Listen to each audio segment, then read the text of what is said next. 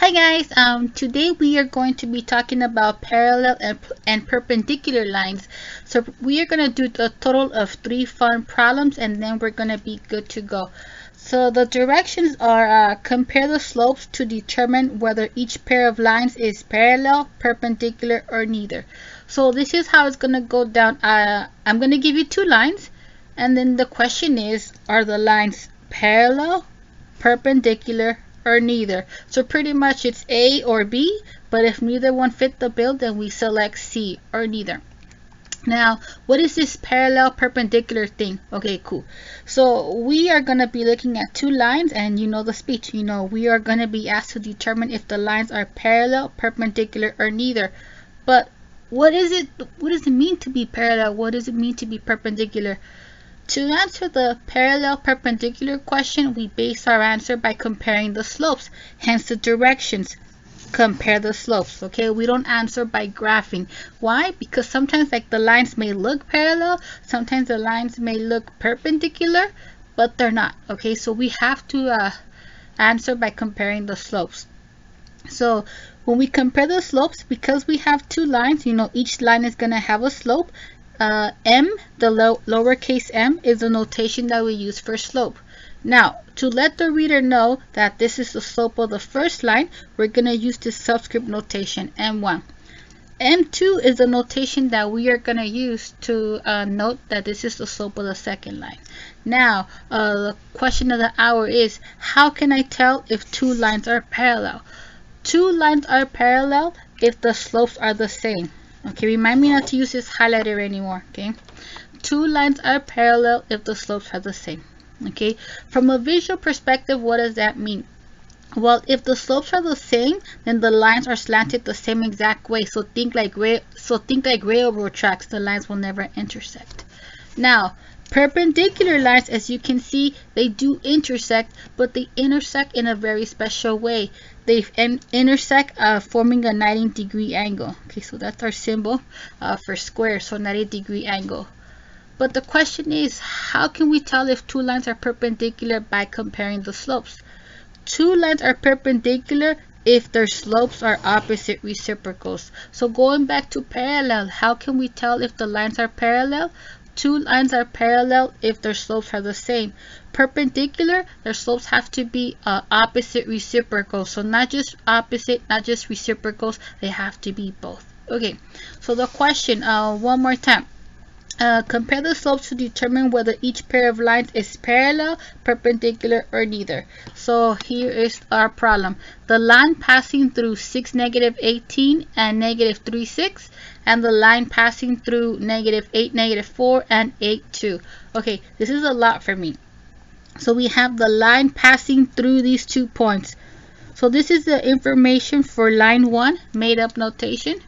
And the line passing through -8, -4, and 8, 2. So we're going to put that as L2. Okay, you organize your work however you like. Okay, so we are going to answer by comparing the slopes. We don't have the slope for either line, okay, but we do have enough information to find the slope of a line. To find the slope of a line,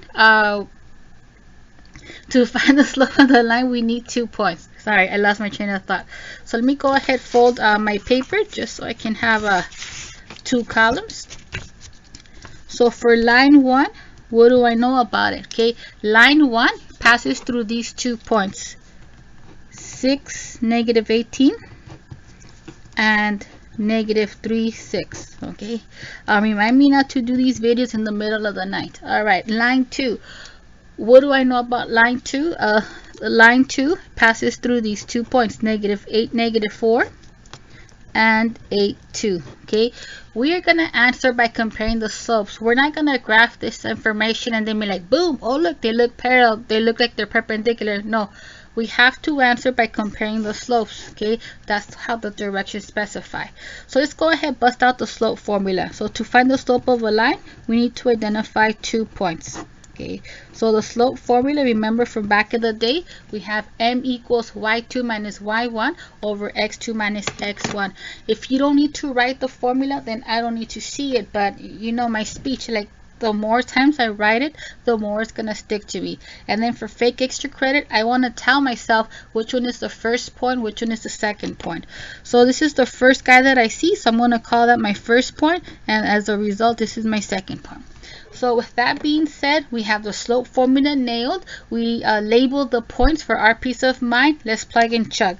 So we have m equals y2 minus y1. So y2 is 6 minus y1, which is negative 18, over difference of the x's, x2 minus x1. x2 is negative 3 minus the other x, which is 6. We nailed the formula. We plugged in the coordinates correctly. Let's just plug in chug. Difference of 6 and negative 18 is the same as sum of 6 and 18, and that's 24. Alright, so that will give us a 24 in the top and in the negative 9 in the bottom. So this cannot be simplified to an integer, but it's okay. Let's go ahead and reduce it. 24 and 9 have a common factor of 3, so we are going to reduce using the notation of your liking. I'm a big fan of cross canceling, but the only downside is that when you cross cancel, when you use the cross-canceling notation, you can't see what you reduce by, and I could see what I'm reducing by here. Alright, so let me go ahead highlight this. I don't want to box it because we only box our answer. So again, to answer the parallel perpendicular question, we answer by comparing the slopes. Okay, cool. So one slope down, one more slope to go, and then we'll ask ourselves, are the slopes the same, or are the slopes opposite reciprocals, or neither one or the other? So let's find the slope of the line. We already, actually, I'm going to write it down. It's okay. So we have m equals y2 minus y1 over x2 minus x1. And then let me label these points for my peace of mind. First point, second point, and nothing is stopping us. We got this. So difference of the y's, y2 will give us 2 minus the other y of negative 4 over difference of the x's, 8 minus the other x, which is negative 8. So let's keep our cool, punch it in or freehanded. Subtracting negative 4 is the same as adding 4, and the numerator will give us 6. Denominator, difference of 8 and negative 8. Let's go ahead and add the opposite. Sum of 8 and 8 will give us 16. So we got a nice fraction. Let's go ahead and reduce it. When we reduce by 2, that will give us 6 over 2. That will give us 3/8. Yeah. Alright, so with that being said, I'm going to ask myself, which one should we aim first? Should we aim for parallel? Should we aim for perpendicular? It doesn't matter. For me, I like to go for parallel. So then parallel, according to my notes, how can I tell if two lines are parallel? So two lines are parallel if the slopes are the same. So last time I checked, negative 8/3 is not the same as 3/8, so not parallel. Then I'm going to ask myself, are they perpendicular? So I'm like, I don't know. Are the slopes opposite reciprocals? So this is how I do it. I take a slope, any slope, and then I take the opposite reciprocal. So for the one on the left, opposite of negative 8/3 is positive 8/3. Well, that's a lot for me. Okay. Opposite of negative 8/3 is positive 8/3. Okay. Two lines are perpendiculars if their slopes are opposite reciprocals. So we took the opposite of negative 8/3, which is positive 8/3. Now we need to take the reciprocal. Okay, reciprocal of 8/3 is 3/8. Okay, so the moral of this story is that the opposite, looks like OPP. Alright, opposite reciprocal of negative 8/3 is 3/8. Okay, do you have to write all of this? Of course not. Okay, what I need to see is just you identify the slope of each line, and then you can go to the punchline: parallel, perpendicular, or neither. But these are our notes, so I'm never afraid to write like a lot of notes. There's no such thing as I wrote too many notes. It's the other way around. It's like, oh man, how come I didn't write the rest? Okay, so back to the problem. We had already ruled out that the lines are not parallel because the slopes are not the same. The question is, are the lines perpendicular? And I'm like, I don't know, are the slopes opposite reciprocals? Yeah, they are, because the opposite reciprocal of negative 8/3 is 3/8. So let me put a love note. Slopes are opposite reciprocals. Okay, but that's not the answer. The answer will be perpendicular. Okay, if you were asked why are the lines perpendicular, then you would say, oh, the lines are perpendicular because the slopes are opposite reciprocals. Cool. So I said we were gonna do 3 problems. So that's our first one. Let me go ahead grab the second sheet of paper. Alright, so let's go ahead and knock out the final 2 problems, and then we will be on our merry way. So again, friendly reminder, we are asked to compare the slopes to determine whether each pair of lines is parallel, perpendicular, or neither. Okay, so for problem A, we were not given the slopes of the lines. We had to do a little detective work. Okay, to find the slope of a line, we need 2 points or 2 ordered pairs, whatever. Okay. For problem B, they don't give us ordered pairs, but I'm actually glad that they don't. Why? Because if they give us the equations, let's go ahead, write both equations in slope-intercept form. And if we have the equations in slope-intercept form, then we can easily identify the slope. Okay, so I think that will be a little bit faster. Okay, so the first equation, let's go ahead, work our magic and put it in slope-intercept form. So y equals mx plus b. Let's go ahead, subtract the 2x that's being added to the 5y. And then when we do, that will give us 5y equals negative 2x minus 8. Okay, to finish it off, to get rid of the times 5, let's go ahead, divide both sides by 5 using the notation of your choice, long fraction bar. If you want to do that, go for it, but I'm against that. Okay, I've said it before. Why?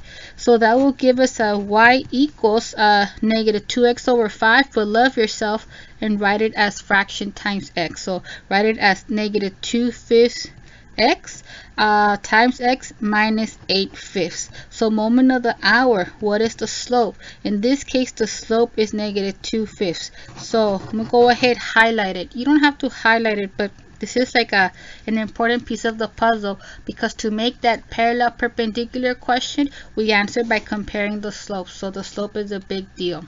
Okay, this one is almost in slope-intercept form, but not quite. So let's go ahead. Well, the y term is isolated. Okay, if you're like me and you're like, you want the y term on the left, go for it. And if you don't need it on the left, then I don't need it. So we have 5y equals sign, and then 2x plus 6. Cool. So with that being said, let's finish it off. To get rid of the times 5, let's go ahead, divide both sides by 5. And that will give us y equals 2x over 5, which we will write as 2/5 times x, and then we bring down the rest of the problem. With that being said, thanks to our hard work, now that it's in slope-intercept form, let's go ahead, identify the slope. Coefficient of the x term is m, or slope, so in this case the slope is 2/5. So to answer the question, are the lines parallel, perpendicular, or neither? So I'm like, parallel, I don't know, are the slopes the same? No, so the lines are not parallel. Then I'm like, okay, perpendicular, are the slopes opposite reciprocals? I don't know. Opposite of negative 2/5 is positive 2/5, and then the reciprocal of 2/5 is 5/2. No. Okay, they're just opposites, so they're trying to trick you. They're only opposites, but they have to be opposite reciprocal. So opposite and flip it over. So they're not, the lines are not parallel, the lines are not perpendicular. So if it's not parallel or perpendicular, we're gonna write neither. Okay, fantastic. So for the grand finale, okay, problem C. So at a first glance, I was really pumped because from the beginning. So the equations are x equals 4 and 4 minus x equals 6. So now let me scratch back. So at first I was really pumped because I'm like, all right, this is cool. They don't give us points, they give us equations. So let's go ahead, quickly write these in slope-intercept form. So then, so that way we can then identify the slope. But check it out. in order for us to write this in slope-intercept form, we need to have y equals x term constant term. There is no y in either equation, so guess what? There's no way we can write this in slope-intercept form. So depending on how you process this, you do what you gotta do, but this is how I'm gonna do it. I don't recommend you graph. If you want to graph, that's up to you, but either way, we have to answer by comparing the slopes. If on the top of your head you know what the slope is, go for it. But since you're not going to take the test for me, I'm going to show some work. To find the slope of a line, if I cannot write the equation in slope-intercept form, then I'm just going to deduce two ordered pair solutions. The first problem, they gave us some points. For this one, they don't. So I'm just going to bust out a XY table so we can find some ordered pair solutions. Now this equation reads x equals 4. So in this case, the value of x has to equal 4. No matter what. So x is locked in at 4. So we're going to pick random values for y. So I'll pick my favorite one. When y is 0, the procedure is plug in a 0 for y and then solve for x. So when I plug in a 0 for y, there's no y. So x is still 4. So we have 1 point, 4, 0. Let's work our magic to get a second point, and then we'll use the slope formula to find the slope of this line. Okay, so my next favorite y value is 1.